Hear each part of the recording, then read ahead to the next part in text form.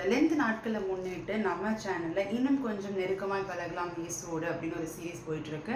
So அதில் இன்றைக்கி நம்ம வந்து எபிசோட் 3ல் இருக்கோம். ஸோ இன்றைக்கி வந்து நம்ம எந்த காரியத்தை பற்றி பார்க்க போகிறோம் அப்படின்னா, நேற்று வந்து தகுதியான இடம் நமக்கு தேவை, ஜெபிப்பதற்கு ஆண்டவரோடு கூட ஐக்கியமாக இருப்பதற்கு ஒரு தகுதியான இடத்தை நாம் தெரிந்து கொள்ள வேண்டும் அப்படின்ற ஒரு காரியத்தை நாம் பார்த்தோம். அதில் நிறைய காரியங்களை நம்ம தியானித்தோம்.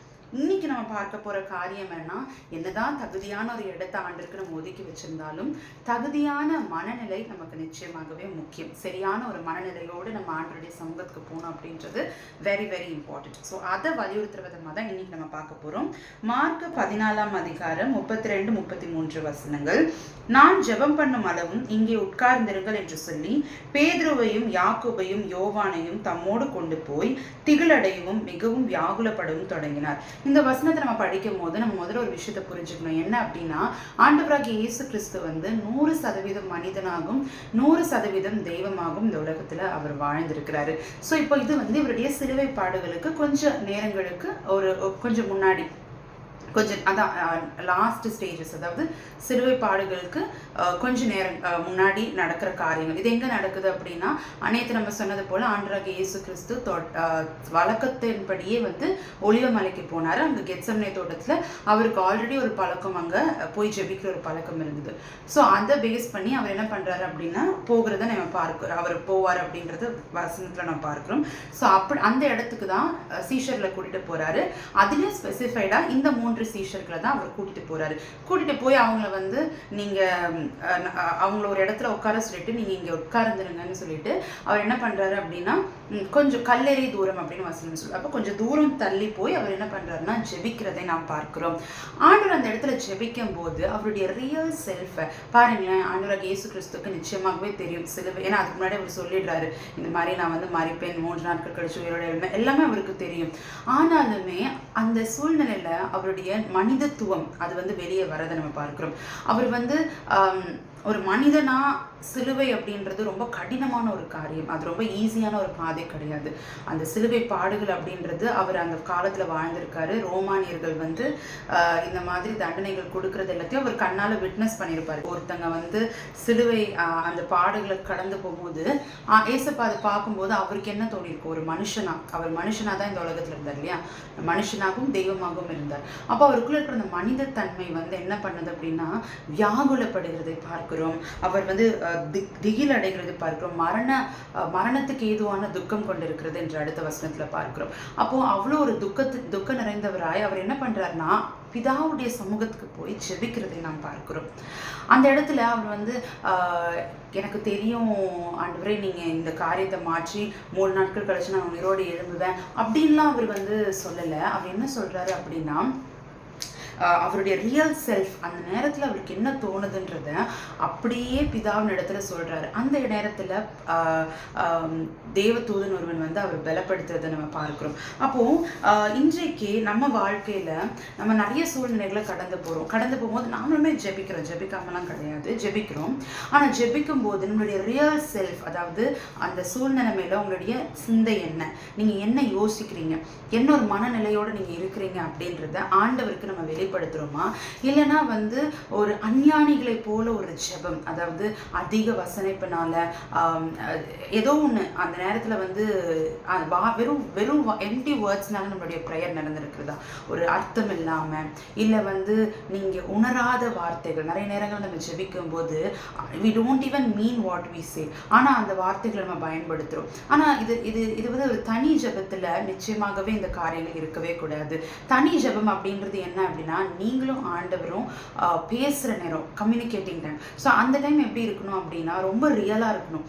உங்களுடைய ரியல் செல்ஃப், உங்கள் ஃப்ரெண்ட்ஸ், உங்கள் ஃபேமிலி யாருமே பார்க்காத பகுதிகள் நிச்சயமாகவே ஆண்டவர் இடத்துல நீங்கள் எக்ஸ்போஸ் பண்ணணும். ஆண்டவர் இடத்துல அந்த பகுதிகளை காட்டணும். எப்படி காட்டணும்னா ரியலாக காட்டணுங்க. பாருங்கள், ஏசப்பா வந்து எப்படி காட்டுறாரு பாருங்க, ரியலாக அவர் திகிலடையணும். எஸ், எனக்கு பயம் இருக்குது இந்த விஷயத்தை குறித்து. அடுத்தது அவர் வந்து துக்கம் அடைகிறார், வியாகுலப்படுறாரு. இது எல்லாமே அவர் வந்து என்ன பண்ணுறாரு, ஓப்பனாக எக்ஸிபிட் பண்ணுறாரு, ஆண்டவர் இடத்துல பண்ணுறாரு. அடுத்தது அவருக்குன்னு ஒரு இன்னர் சர்க்கிள் வச்சிருக்கிறாரு, ஒரு ஐக்கியம். அவங்க யார் அப்படின்னு பார்த்தீங்கன்னா பேதுரு, யாக்கோபு, யோவான். இவங்களுக்கு முன்பாகவும் அதை வந்து அவர் வந்து ஓப்பனாக அவர் வந்து எக்ஸ்பிரஸ் பண்ணுறதை பார்க்குறோம். அதுக்கப்புறம் அவர் வந்து பிதாவின் இடத்துலேருந்து அந்த பலனை பெற்றுக்கொண்டு தைரியமாக வெளியே வராரு. ஸோ இதை பார்க்கணும், மற்றவங்க பார்க்கணும். வெறும் ஏசப்பா வந்து செய்கிறார் பெரிய பெரிய அற்புதங்களை பார்த்த அதே சீஷர்கள் பிரச்சனை வந்த உடனே ஏசப்பா என்ன பண்ணுறாரு, பிதாவின் இடத்துல போய் ஜெபிக்கிறாரு அப்படின்றதையும் பார்க்கணும். அப்படின்றதுக்காக தான் இந்த 3 சீஷர்களை அவர் தன்னோடு கூட கூட்டிகிட்டு போனதை நம்ம பார்க்குறோம். ஸோ இன்றைக்கு இதில் இருந்து நாம் கற்றுக்கொள்ள வேண்டிய பாடம் என்னென்னா, தகுதியான இடத்துல நம்ம ஜெபிக்கிறது மாத்திரம் முக்கியம் கிடையாது, தகுதியான சிந்தையோடு, தகுதியான மனநிலையோடு. ரெண்டாவது தகுதியான மனிதர்கள். பாருங்களேன், 12 சீஷர்கள் இருந்தாங்க, but God chose only these 3. இந்த 3 நபர்களை தான் ஆண்டவர் சூஸ் பண்றாரு. இந்த 3 நபர்களை தான் நிறைய சூழ்நிலைகள்ல ஆண்டவர் சூஸ் பண்ணாரு. உயிரோட வந்து எழுப்பும் போதும் இந்த 3 சீஷர்கள் தான் வந்து அந்த மேல் வீட்டு அறையில இருந்தாங்க. அதே மாதிரி அடுத்தது பார்த்தீங்கன்னா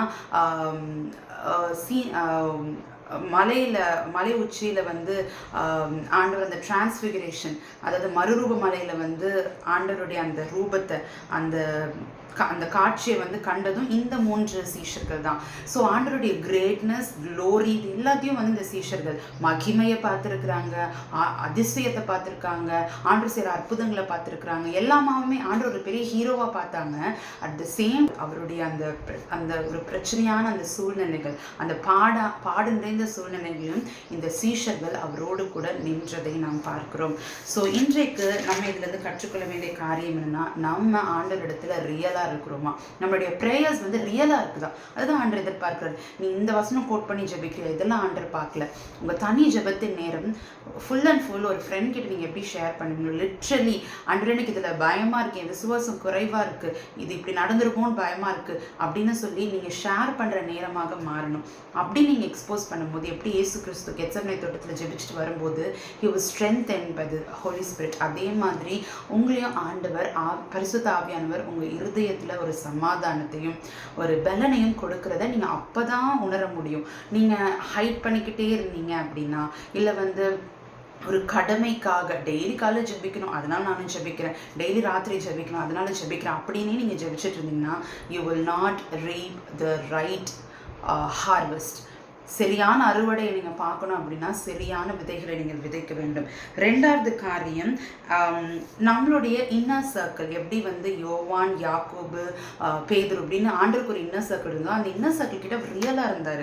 அவர் வந்து போலியாக நடிக்கல, நான்லாம் சூப்பர் ஸ்பிரிச்சுவல் அப்படின்னு அதாவது அவர் அந்த ஒரு ஆக்டிங் வந்து அவர் பண்ணல. இவர் ஸோ ரியல். அதான் நம்ம நேற்று எபிசோடில் பார்த்தோம்ல, பி ரியல் அட்லீஸ்ட் காட்.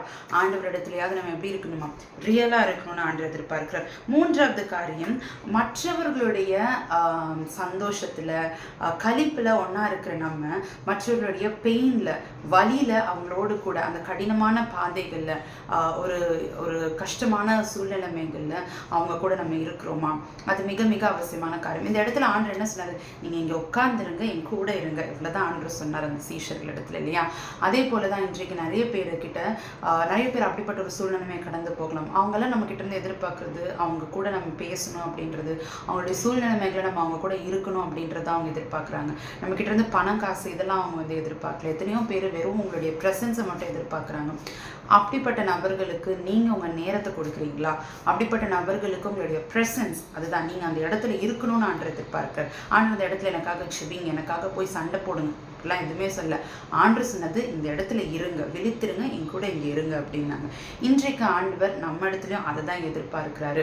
இந்த உலகத்தில் ஆண்டவருடைய பிள்ளைகளாக இருக்கிற நாம, வெளிச்சத்தின் பிள்ளைகளாக இருக்கிற நாம, இந்த உலகத்தில் இருக்கிற மக்களுக்கு அப்படிப்பட்ட ஒரு நபராக, அவங்களோடு கூட விழித்திருக்கிறவர்களாக, அவர்களோடு கூட அந்த சூழ்நிலை மேலே இருக்கிறவர்களாக இருக்கிறோமா அப்படின்றது தான் இன்றைக்கு ஆண்டவர் நமக்கு கொடுத்துருக்க டேக்அவே. ஸோ இன்றைக்கு நாம் கற்றுக்கொண்ட பாடம் என்னன்னா, தகுதியான இடத்துல இருக்கிறது மாத்திரமில்லை, தகுதியான மனநிலைமையோடு ஜெபிக்கணும். ரெண்டாவது, தகுதியான மனிதர்களோடு நம்ம இருக்கணும் அப்படின்றது தான் ஆண்டவர் நமக்கு இந்த நாளை வெளிப்படுத்திருக்காரு. இன்னொரு மூணாவது காரியம், நாம தகுதியான மனிதர்களாக இருக்கணும் அப்படின்றதும் மிக மிக முக்கியமான காரியம். ஸோ இதோடு நம்மளுடைய டே 3 எபிசோட் 3 ஆஃப் இன்னும் கொஞ்சம் நெருக்கமாய் பழகலாம் இயேசுவோடு நிறைவுக்கு வருது. நாளைக்கு டே 4 எபிசோட் 4ல உங்களை நான் சந்திக்கிறேன். Until then, bye. God bless you all.